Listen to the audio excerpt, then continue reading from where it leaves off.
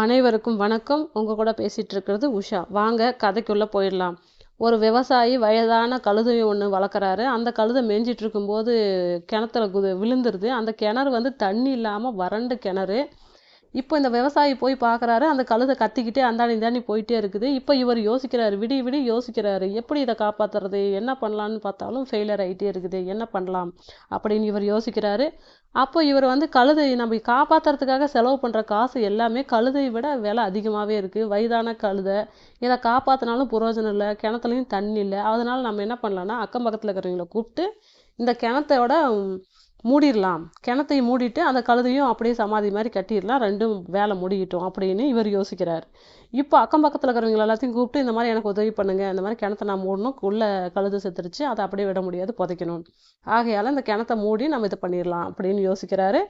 இப்போ மக்கள் எல்லாம் சேர்ந்து எல்லாம் மண் அள்ளி அள்ளி போடுறாங்க. அந்த பயத்தில் அந்த கழுதை கத்துன்னு கத்துது. அதெல்லாம் காது கொடுத்தே கேட்காம இவங்க பாட்டுக்கு மண் அள்ளி போட்டுக்கிட்டே இருக்காங்க. கொஞ்ச நேரத்துக்கு அப்புறம் அந்த கழுதையோட சத்தம் அவங்களுக்கு கேட்கல.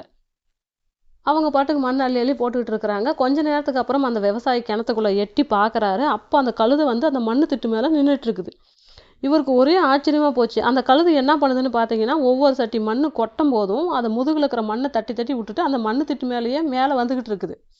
அந்த மண்ணு திட்டு மேலேயே வந்துக்கிட்டு இருக்குது. இவருக்கு ஒரே ஆச்சரியம், இந்த கழுதைக்கு இவ்வளோ பெரிய அறிவா அப்படின்னு அந்த விவசாயி நினைக்கிறாரு. அப்படியே போட போட போட போட கிணறு வந்து ஓரளவுக்கு மேட்டுக்கு வந்துருச்சு. மேட்டுக்கு வந்த உடனே ஒரே சத்தமாக கத்திட்டு அந்த கழுதை வேகமாக தோட்டத்தை பார்த்து ஓடிடுச்சு. இதே போல் நம்ம வாழ்க்கையிலும் நம்ம சில நேரம் தவறி படுங்குழியில் விழுவோம். குப்பை, அசிங்கம், அப்படி நிறையா விஷயங்கள் நம்மளை சுற்றி தாக்கும். நம்மளுக்கு சமாதி கட்டலான்னு நினைக்கும். அதை எல்லாத்தையும் தட்டி விட்டுட்டு இந்த கழுதை மாதிரி தன்னம்பிக்கையோடு எந்திரிச்சு விடாமுயற்சியோடு போராடும் போது நமக்கு வெற்றி நிச்சயமாக கிடைக்கும்.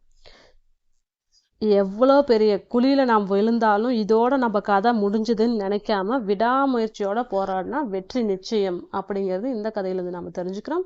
இதே மாதிரி நாளைக்கும் ஒரு நல்ல கதையோடு உங்களை சந்திக்கிறேன். அதுவரை உங்களிடமிருந்து விடைபெறுவது உங்கள் உஷா. நன்றி, வணக்கம்.